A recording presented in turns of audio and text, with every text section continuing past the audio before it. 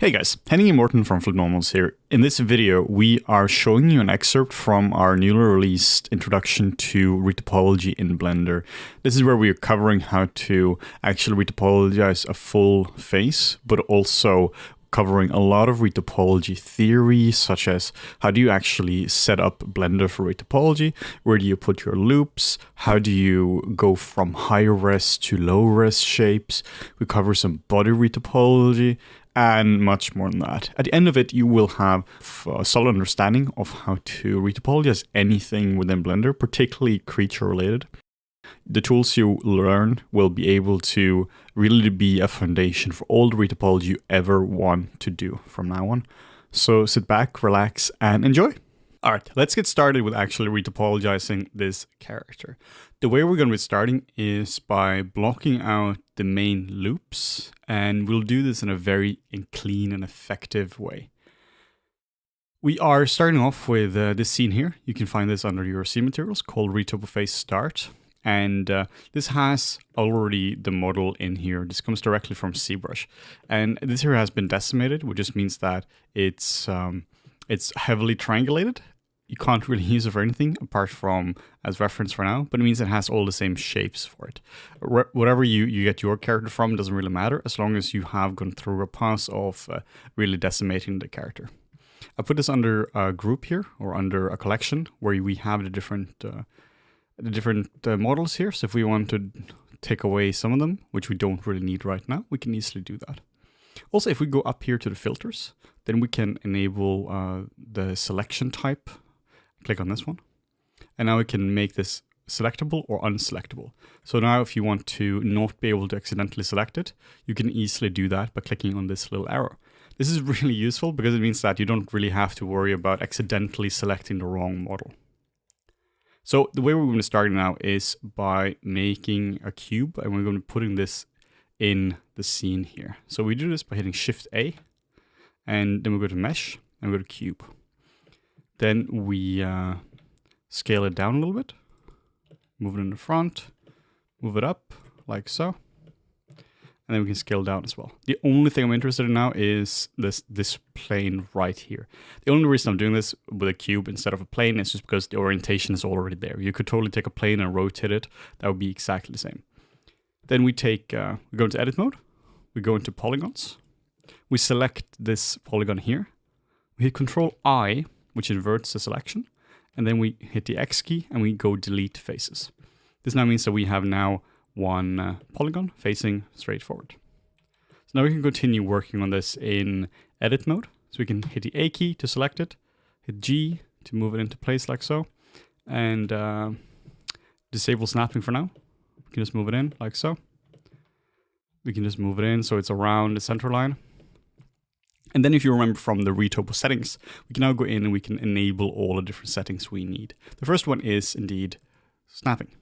So we go to snapping, set to snap to face. We set this to closest, project onto self, and project individual elements. This now means that when we click any vert here, use the move tool, it will now snap to wherever it is. Then we need to go and give this a material, just so we can actually see what's going on. Set this to just a more extreme color, just so we can actually see it. Then we go under our object properties, viewport display, and set in front to be active. Then we need to go under our modifiers, and we add a shrink wrap modifier. Then we set the target to be this model. Oh, and since this is non-selectable, we have to just quickly turn that off first. So set this to be non-selectable.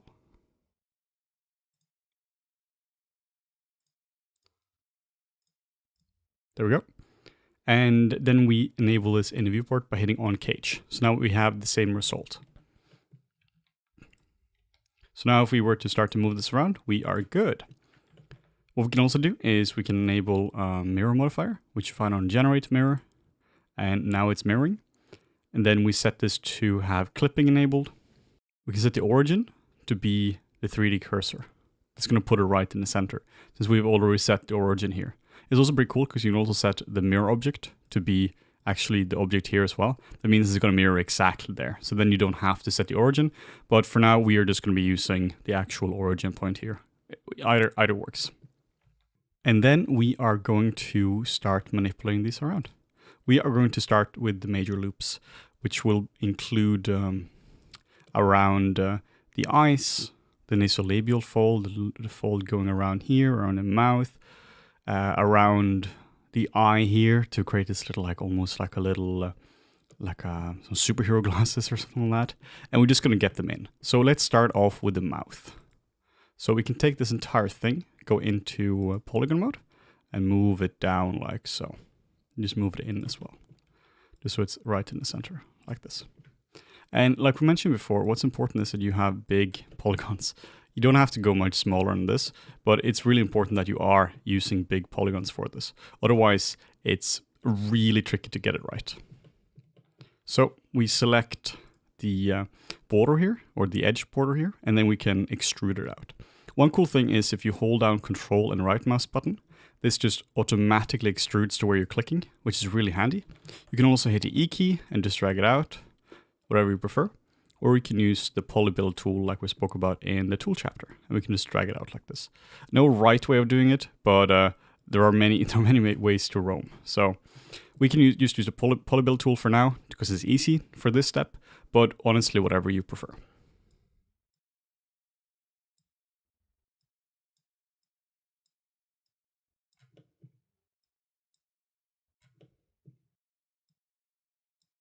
And it's important to be meticulous at this stage. The cleaner your topology is, the easier everything is going to be later on. I really can't stress this point here enough.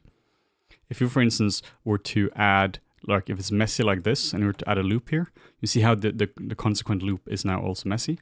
But if we undo this, and we just make it nice and clean, and put a loop here, you can see how nice and clean this loop here actually is. So you, by spending more time on it, you get paid back like tenfold later on.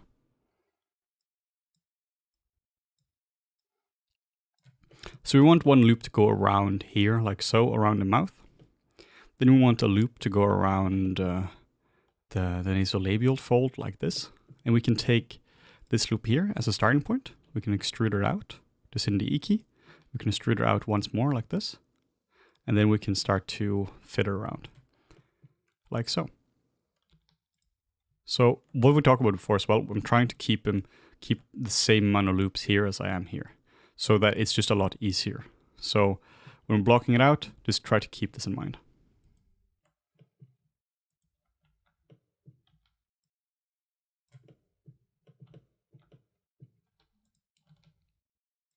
And whatever technique tool I'm using, if it's extrude or polybuild or selecting it here and then control clicking or control right mouse button, like that just depends on honestly the mood I'm in. Like that is, it matters very little. It's the exact same operation.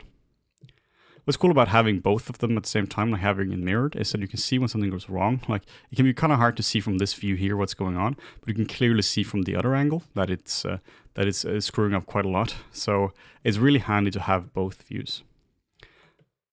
Remember to save your project as well. It's really important to keep just saving. And I'll remind myself that throughout the series. We can take this and just make it go all the way down like so. We can just rotate it. We can do it again.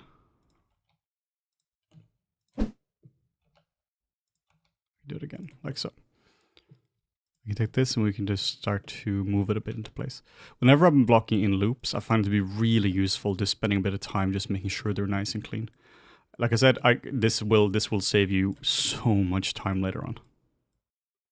The earlier you get your loops to be clean, the better it is.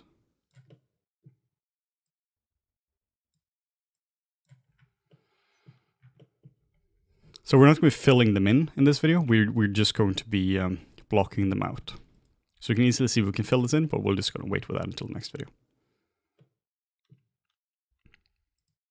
And then we're going to take a loop here, and this is going to go around the eyes like so.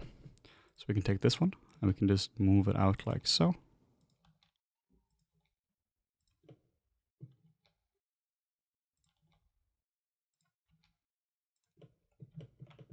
This general layout gives you pretty good deformation. It's a very safe way of doing it, and it generally works really well. Like this is true for humans or animals, whatever it might be. Having this band around the eyes is a pretty nice way of doing it. We can extrude it out. Actually, this one we can, since this is directly connected to the other one, we can take this one. We can just extrude her out like so, since it's already connected. Then we can hit this guy here, hit the F key. If we have the F2 add-on, it's going to beautifully connect up, like so. Then we can take this, and we can take this, we can hit the F key. Or we can select this one, and we can hit the F key here.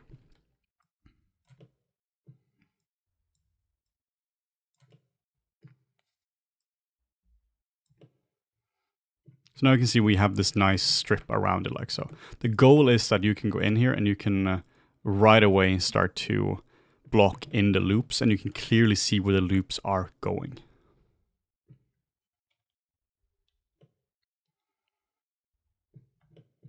Then we'll take a loop which goes around here. It goes around the jaw and it comes under here. So let's just start to block this in. The F key. We'll select in the corner, an F, and there we go.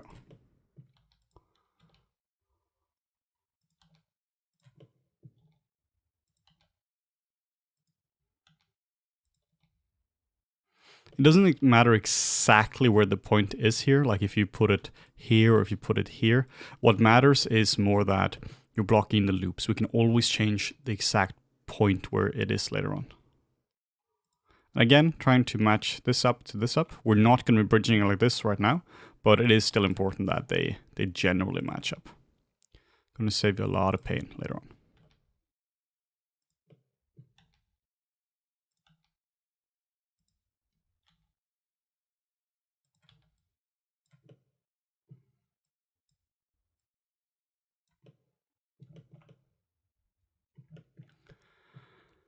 Cool.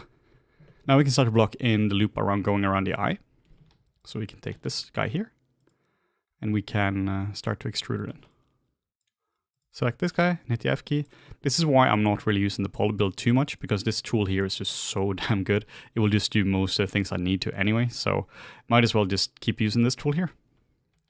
We can also take these 2 points and we can just merge them together. Just hit add center. And then we're just going to try to redirect it around a little bit like so. So that it goes like this. Then I'm also trying to match these guys here up as well.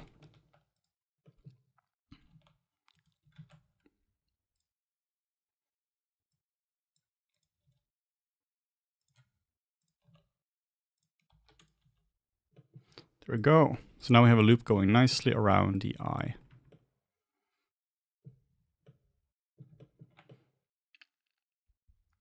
So I'm definitely looking at reference when doing this, like I said before. Like this is, you're not just going to be doing it like this fast without reference, because now I know exactly what I'm after.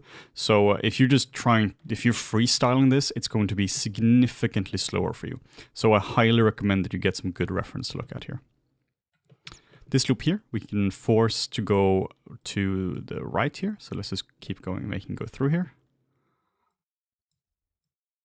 Let's just make it a bit cleaner before doing that. We also need another loop going around here as well. So hit Control R, and then we can just force a loop here, because I don't want to go all the way down here with the jaw. I want it to go more up here. And this is what I mentioned. We can always move them around, like if we need to. We can select this, and we can select this and hit the F key. And then we can add a point in the middle by hitting Control R. And you can see how fast this is, right? We're not really far into the video, but already it's starting to come together. It's starting to become, you can see where the main loops are, and you can start to see the character of this little troll guy. Same thing, trying to connect these guys here up.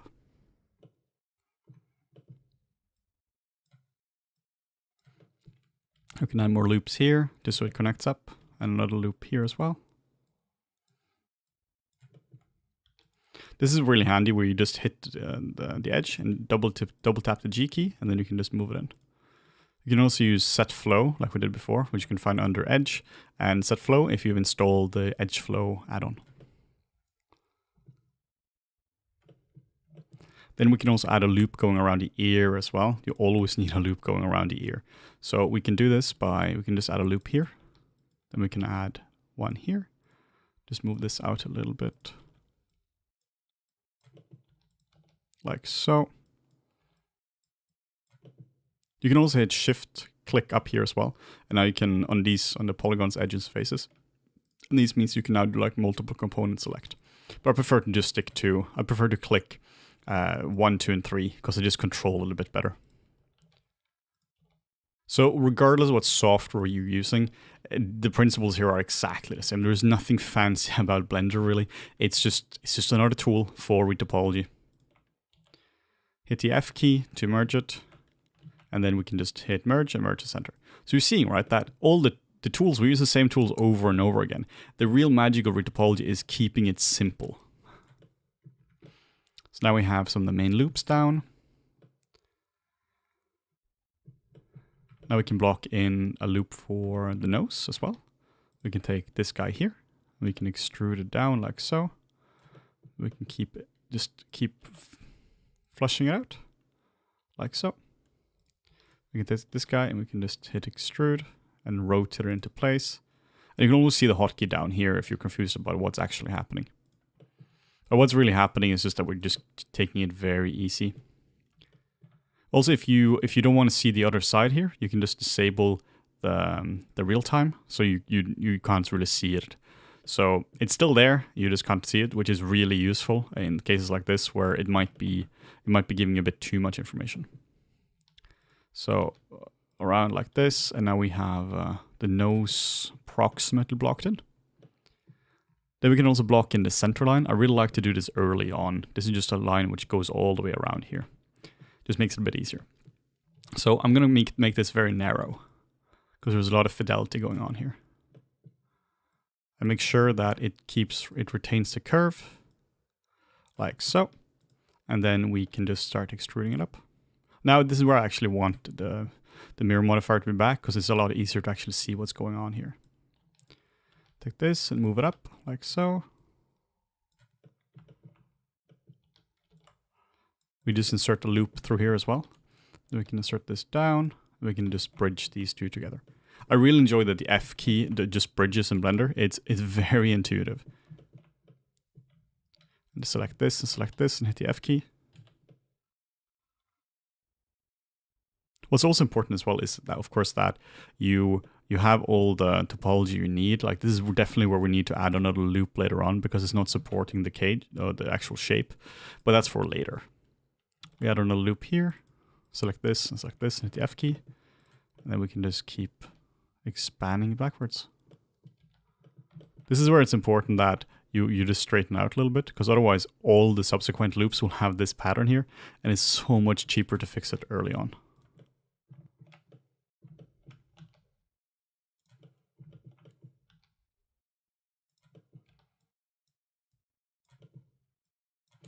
We also definitely have to add a loop here as well. Here you can really see it that it's not conforming to the shape at all. There we go. And then we just get this down here, all the way down. And then you can always add loops in the center as well. I'm not too fussed about exactly how many loops you need throughout here, because this is something we can always keep adding to them. Then I want a loop which goes from here and all the way down here. Actually, before that, let's add the center line here as well before. So select these two, hit the F key. And we're not going to worry about the inside of the mouth at all for now. That just complicates things. It's very simple to do. It just makes it a bit complex at this stage. Okay, so let's do the underside here. And let's just block these guys in a little bit first. Okay, and then we just extrude down and we fix the shape. So essentially, as you can see, the process is add polygons, refine said polygons, add polygons, and refinement.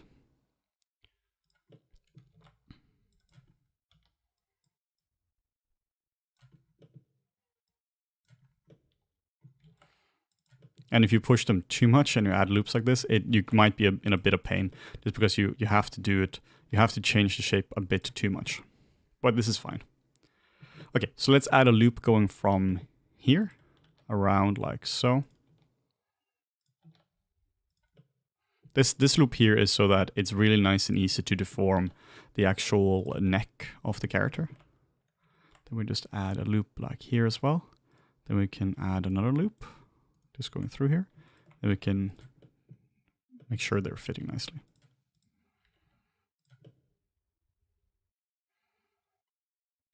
We can add another loop here as well.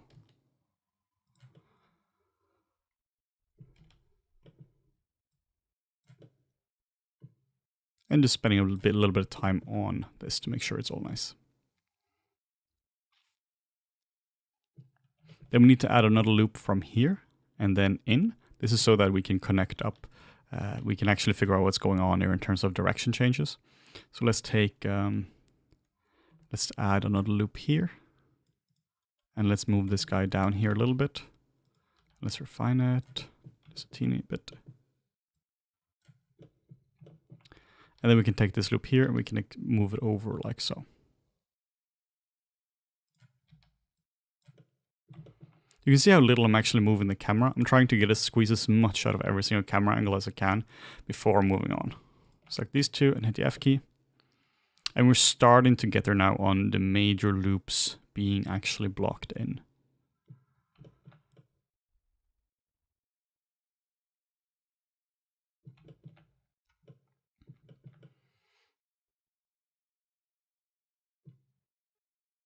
Then we're going to take this loop here and just redirect this down like so. Just extrude it out like so. And then we can hit the F key. There we go. And the more time you spend blocking in the loops, the easier everything becomes. I've seen a lot of people in film who they go this narrow into it. And the problem there is that it's impossible to change the topology. You're so locked into what's going on. The design will always keep changing in movies. And if you're this granular, the topology is so specific that it doesn't support any design changes. And it also means that nobody can pick up your topology for any animation testing or anything like that until like very, very late on in the process.